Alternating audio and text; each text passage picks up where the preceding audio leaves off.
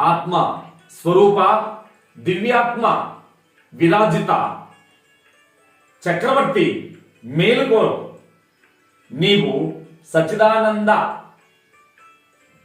స్వరూపమైన పరంజ్యోతి స్వరూపానివి.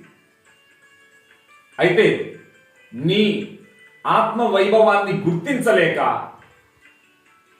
గొర్రెల మందలో పడ్డ సింహ కిశోరం తన వైభవాన్ని గుర్తించలేక గొర్రెలని గోల పెట్టింది.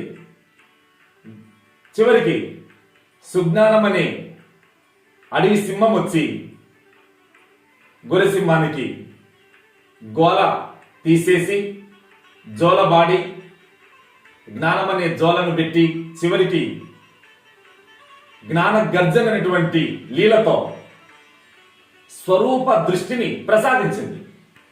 మిత్రమా, నీవు అనాదిత్వా నిర్గుణత్వాత్ పరమాత్మాయ మౌయయ శరీరస్థోపి కౌంతేయ న కరోతి న లిప్యతే.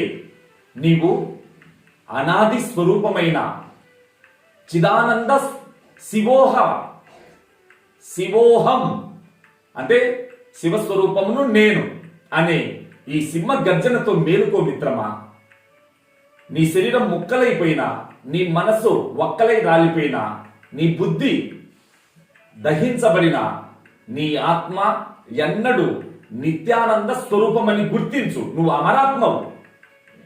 సోహం భావనే శాంతికి ఏకైక మార్గం. ఓం స్వస్తి.